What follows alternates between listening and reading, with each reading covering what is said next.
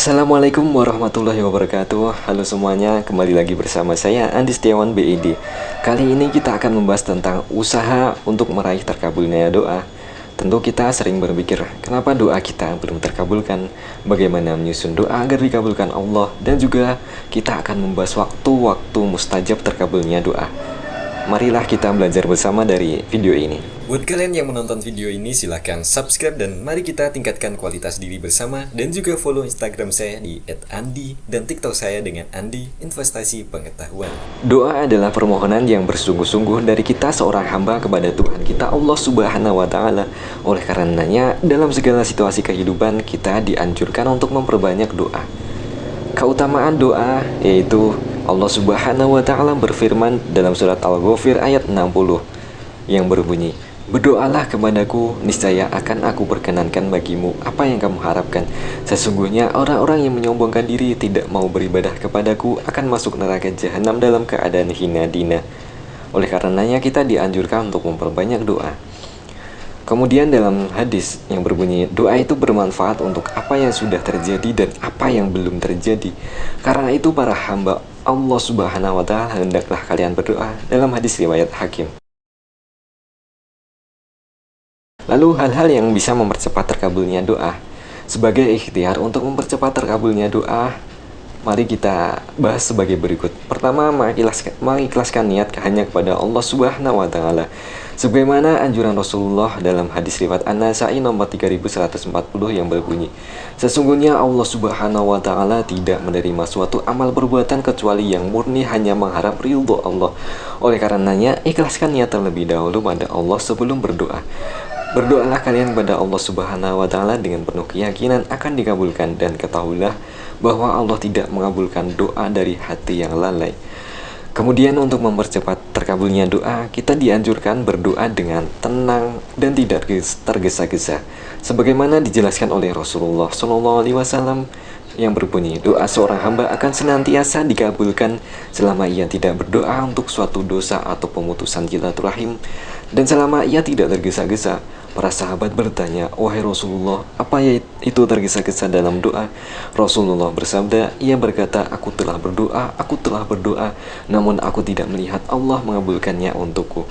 Lalu ia merasa putus asa dan meninggalkan doanya, dalam hadis riwayat Muslim. Selanjutnya, perhatikan kalimat memulai doa dengan memuji Allah Subhanahu wa Ta'ala dan memberikan pujian-pujian kepadanya dengan mengucapkan alhamdulillah atau kalimat-kalimat pujian lain, lalu bersalawat pada Rasulullah SAW. Sebagaimana sabda Rasulullah, "Semua ucapan atau perkara penting yang tidak dimulai dengan menyebut nama Allah, maka terputus keberkahannya.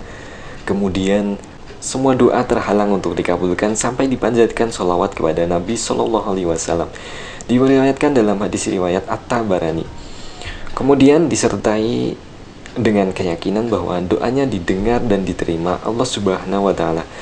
Kemudian waktu terkabulnya doa yaitu waktu-waktu sebagaimana berikut. Yang pertama, di waktu sepertiga malam terakhir.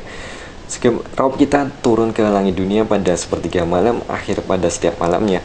Kemudian beliau berfirman, "Orang yang berdoa kepadaku akan kukabulkan, orang yang meminta suatu kepadaku akan kuberikan, dan orang yang meminta ampunan dariku akan kuampuni." Hadis riwayat Bukhari.